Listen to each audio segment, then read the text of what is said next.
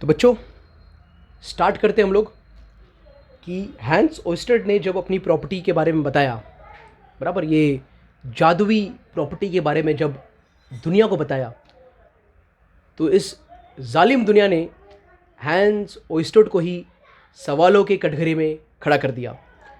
Okay, और जिस तरह से आपकी अदालत में रजत शर्मा बहुत सारे सवाल करते हैं, उसी तरह से इन्हें भी बहुत सारे नए नए सवालों का सामना करना पड़ा।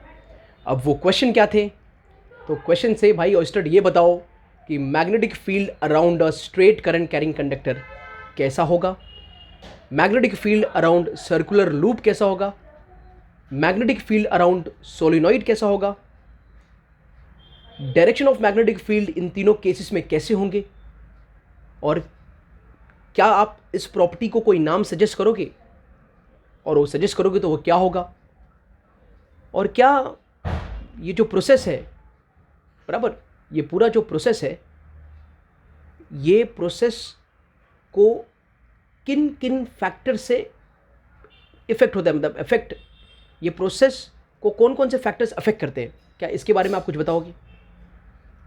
तो हैंस ओस्टर्ड के बारे में जैसे हम जानते हैं, he was a man of strong determination. उन्होंने वन बाय वन, बराबर, वन बाय वन एक एक सवालों का क्वेश्चन आंसर्स उन्होंने फाइंड करना चालू किया।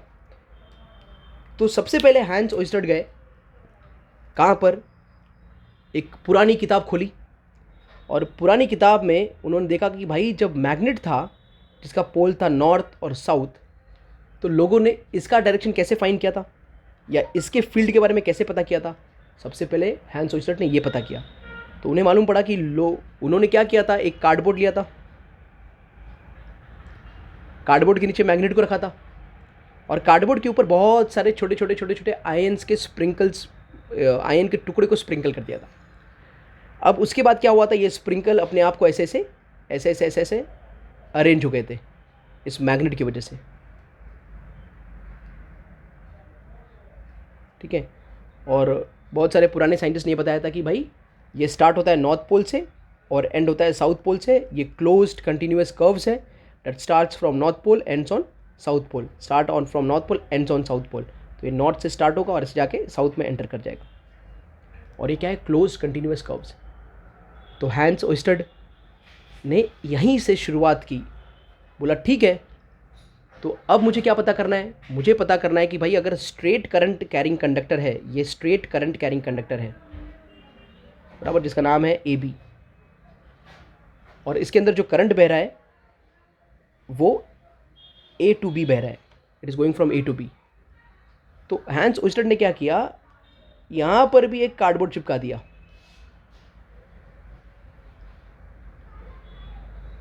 ठीक है। इसको मैं थोड़ा अलग बना लेता हूँ आपको समझाने के लिए। तो ये हमने बना लिया सपोज कार्डबोर्ड, ये रहा हैंस ओस्टर्ड का वायर जो उन्होंने एक सेल से कनेक्ट कर दिया।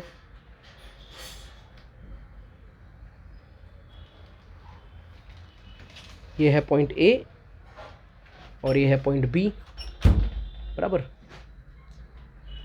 प्रॉपर्टी के हिसाब से आप जानते ही हो, current will flow from positive to negative, यानी करंट कहाँ से बह रहा है, ए टू बी बह रहा है। और उन्होंने ये वाले कार्डबोर्ड के ऊपर उन्होंने क्या कर दिया, बहुत सारे छोटे छोटे आयंस के, ठीक है,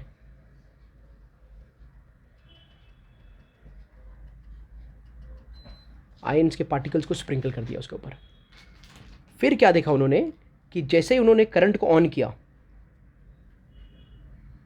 स्विच को जैसे ही ऑन किया, ठीक है, कार्डबोर्ड पर जो आयन स्प्रिंकल्स थे ना,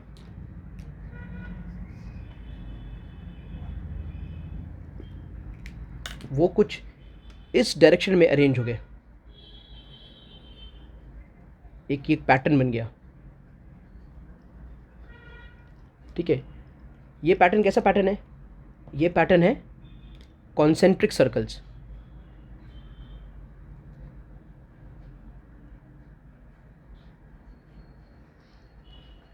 ठीक है। तो यहाँ से ये बात कंफर्म हो गई कि जब भी स्ट्रेट करंट कैरिंग कंडक्टर होता है, स्ट्रेट करंट कैरिंग कंडक्टर, चाहे वो वर्टिकल डायरेक्शन में हो या हॉरिजॉन्टल डायरेक्शन में हो या स्लांट डायरेक्शन में हो, किसी भी डायरेक्शन में हो, तो जब भी स्ट्रेट करंट कैरिंग कंडक्टर होगा तो उसके अराउंड मैग्नेटिक फील्ड कैसा होगा? उसके अराउंड मैग्नेटिक फील्ड होगा in the form of concentric circles. It will be in the form of concentric circle. तो क्या पहले सवाल का जवाब मिल गया? तो बताओ stud, magnetic field around straight current carrying conductor कैसा है? तो उन्होंने जवाब दिया भाई it is in concentric circle. अब कॉन्सेंट्रिक सर्कल्स क्या होते हैं? तो ऐसे सर्कल जिनका सेंटर एक होता है, सेम सेंटर, रेडियस अलग, सेंटर सेम, रेडियस अलग, सेंटर सेम, रेडियस अलग. अब ये सर्कल का सेंटर कहाँ पर था? तो सेंटर वायर पर था. ये जो कॉन्सेंट्रिक सर्कल्स बने उसका सेंटर कहाँ पर था? तो सेंटर वायर पर था. ठीक है. अब यहाँ से कुछ प्रॉपर्टीज़ के बारे में मैं बता दूँ आपको, फ्यू प्रॉपर्टीज़ के बारे में जाननी है कि अगर यहाँ पर मैंने एक पॉइंट मार्क कर दिया ए, दिख रहा है, यहाँ पर मैंने पॉइंट मार्क कर दिया बी, और यहाँ पर मैंने पॉइंट मार्क कर दिया सी, और तीनों पोजीशन पर मैंने अगर कंपास को रखा तो देखूंगा डिफ्लेक्शन जो है ना सबसे ज़्यादा हो रहा है पॉइंट ए पर. जैसे बी पर जाऊंगा थोड़ा डिफ्लेक्शन कम हो जाएगा, और जैसे ही सी पर रखूंगा कंपास को, डिफ्लेक्शन और भी कम होने लगेगा. डिफ्लेक्शन होगा लेकिन कम होते जाएगा. तो यहाँ से हैंस ओस्टर्ड ने और भी प्रॉपर्टी बताई, हैंस ओस्टर्ड ने और भी प्रॉपर्टीज़ बताई इसके बारे में. उन्होंने कंफर्म किया कि मैग्नेटिक फील्ड स्ट्रांग होता है कहाँ पर? जब पार्टिकल या जो बॉडी है वो वायर के नज़दीक हो, और जैसे जैसे आप वायर से दूर जाओगे मैग्नेटिक फील्ड का स्ट्रेंथ कम होगा. ठीक है. तो strength of magnetic field is inversely proportional to distance. As you go far away from the wire, from the current carrying conductor, the strength of the magnetic field will go on decreasing. ठीक है. ये hence ओस्टर्ड ने confirm किया इसी experiment से, और उन्होंने बताया. फिर से सुन लो बराबर, इसको लिखना भी है. As you go far away from the current carrying conductor, what will happen to the strength of the magnetic field? The strength of the magnetic field will keep on decreasing. It will keep on decreasing. वो कम होते जाएगा. ठीक है. अच्छा, और किसके ऊपर depend करेगा ये चीज़? तो वो डिपेंडेंस दूसरा किसके ऊपर डिपेंड करेगा? करंट के ऊपर. अगर ये मैंने बैटरी, ये जो दिख रहा है बैटरी, ये बढ़ा दिया, ये 5 वोल्ट का है, इसको मैंने 10 वोल्ट कर दिया, तो ये जो कॉन्सेंट्रिक सर्कल्स है वो और ज़्यादा क्लोज हो जाएंगे, और ज़्यादा नज़दीक हो जाएंगे. डिनोट ये करेगा कि जैसे ही ज़्यादा करंट बढ़ेगा वैसे ही फील्ड क्या हो जाएगा? स्ट्रांग हो जाएगा. तो फील्ड दो चीज़ के ऊपर डिपेंड करेगा. मैग्नेटिक फील्ड को हम बी से डिनोट करते हैं, बच्चा याद रखना, मैग्नेटिक फील्ड को हम बी से डिनोट करते हैं. तो it is directly proportional to current, current के स्ट्रेंथ को. और magnetic field is inversely proportional to distance from the wire. Distance from the wire, याद रहे बच्चा. मैग्नेटिक फील्ड डायरेक्टली किसको डिपेंड करेगा? करंट को. जितना ज़्यादा करंट उतना स्ट्रॉन्गर मैग्नेटिक फील्ड, और जितना दूर जाओगे वायर से, from the current carrying conductor से, उतना वीक हो जाएगा क्या? आपका मैग्नेटिक फील्ड. तो वो ये दो फैक्टर्स याद रखना, ये लिख के रख लो आप लोग. क्या लिखोगे? Magnetic field is directly proportional to strength of the current. बराबर. The stronger will be the current, the stronger will be the magnetic field. और magnetic field will be inversely proportional to distance.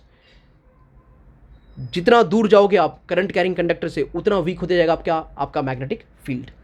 ठीक है. तो ये था straight current carrying conductor के around magnetic field का formation. अच्छा, डायरेक्शन कैसा होगा वो डायरेक्शन पे मैं बाद में आता हूँ. ठीक है. वो हम लोग जो हमारा 5th क्वेश्चन है, 4th क्वेश्चन है, उसमें आंसर दे देंगे. ठीक है. तो 1 by 1. तो क्या चीज़ क्लियर हो गया? कैसा है कॉन्सेंट्रिक सर्कल्स? कैसा है कॉन्सेंट्रिक सर्कल्स? मैग्नेटिक फील्ड किसके ऊपर डिपेंड करता है? B is proportional to current and B is inversely proportional to distance from the wire. तो ये तीन चीज़ पता चल गया हमको. नाउ नेक्स्ट क्वेश्चन, जो सेकेंड क्वेश्चन था,